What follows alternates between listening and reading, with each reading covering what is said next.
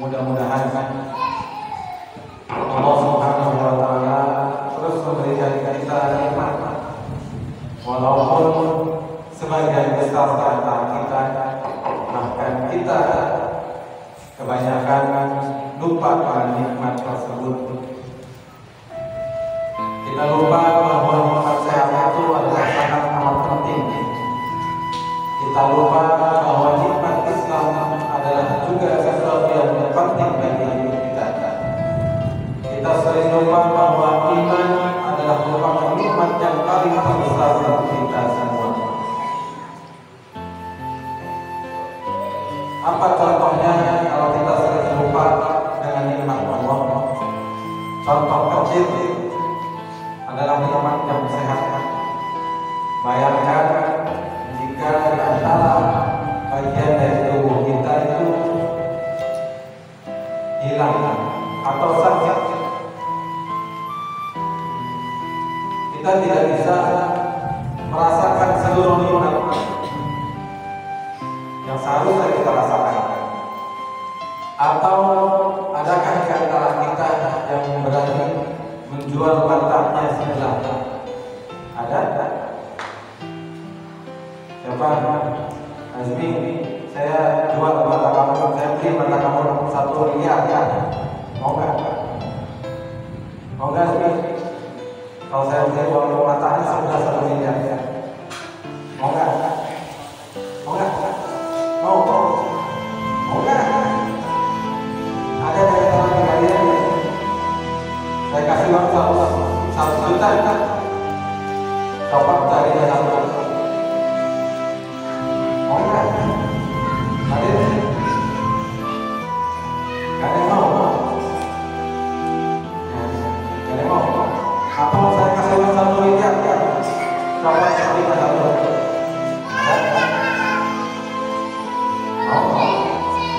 Nah, ini adalah bukti bahwa kita itu sering menyia-nyiakan kesehatan yang ada di tubuh kita.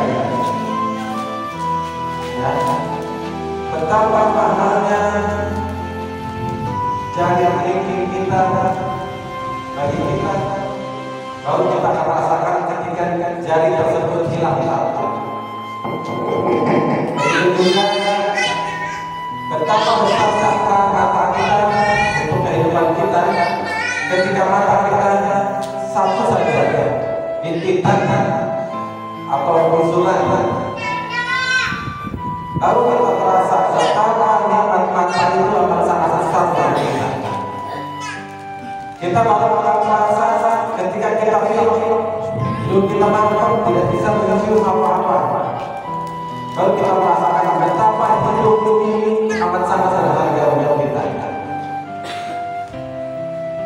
Betapa kita merasa tersiksa ketika kita tidak kerja 1 bulan. Bayangkan, nggak kerja 1 bulan. Ada yang siapa? Saya kasih uang 2 miliar ya. Masa kerja 1 bulan. Ada? Saya yakin tidak ada. Dan kenapa tidak ada yang mau? Karena kalau tidak tentu 1 bulan, maka akan dari penyakit. Dan kita akan baru rasakan itu kalau misalkan di antara bagian tubuh kita itu ada yang sakit. Itu tandanya bahwa nikmat Allah itu amat sangat besar untuk kita semua. Maka perlu disyukuri. Bagaimana cara mensyukurinya? Bagaimana caranya? Memanfaatkan apa yang ada saat ini sebaik-baiknya untuk kebaikan sebanyak-banyaknya. Bagaimana mata kita bukan untuk melihat sesuatu yang akan mendatangkan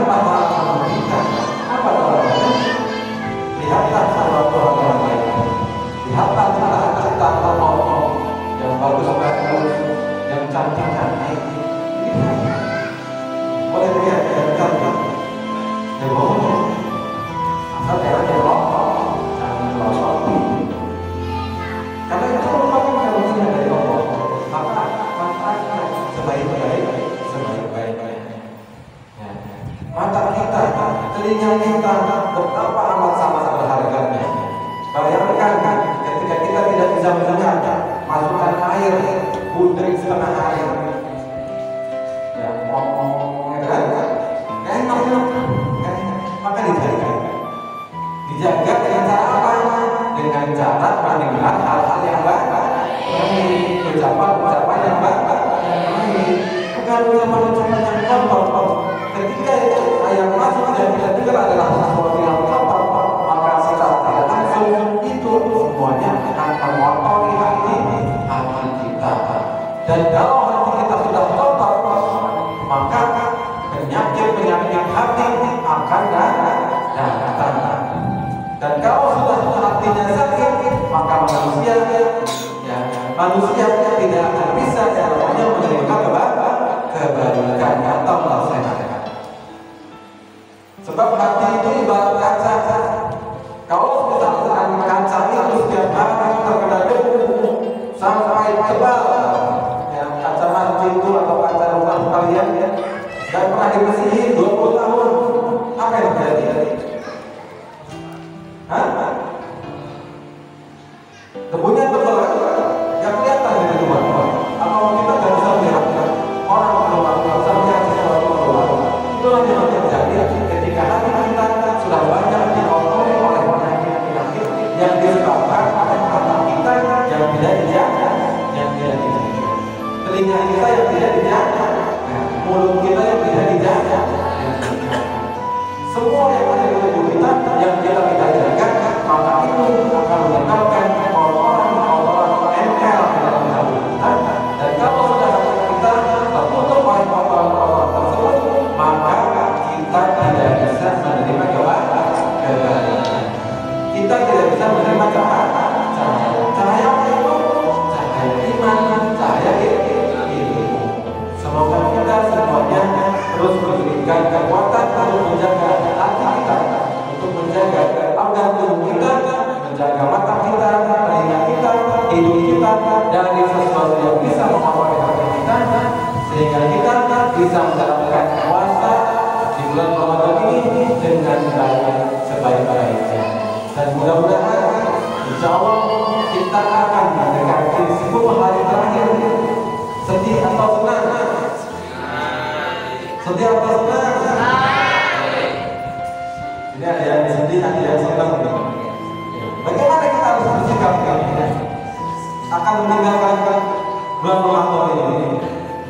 Bagi orang yang beriman, seperti kita insya Allah ya, insya Allah kita semuanya beriman ya, harusnya kita bersedih ketika kita ditinggalkan bulan.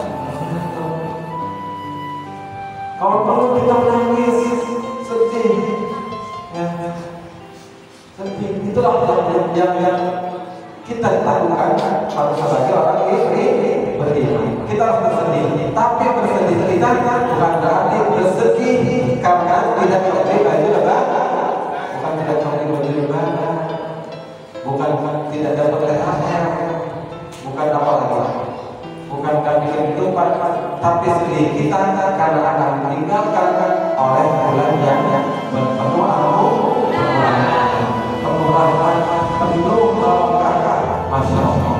Maka maksimalkan 10 hari terakhir di bulan Ramadan ini, mudah-mudahan kita dapatkan malam yang namanya malam Lailatul Malam lebih baik dari 1000 bulan. Kalau kita dikali 7 tahun atau tahun tadi sampai ke bulan 83 tahun. Bayangkan kita belum 80 tahun tapi sudah mendapatkan kebaikan selama 80 tahun yang baik. Gak apa-apa, malam kita dapat Lailatul Qadar, besoknya mati. Gak apa-apa. Insya Allah daripada kita hidup 60 tahun tapi kita gak dapat Lailatul Qadar, itu sangat rugi. Mudah-mudahan kita semuanya berdoa, berusaha, berikhtiar untuk kita bagaimana cara mendapatkan malam Lailatul Qadar. Bagaimana ciri-cirinya, bagaimana caranya, tanya kepada ustaz yang lain, ya, cari referensinya. sama-sama sosial yang akan mengadakan kita. Apa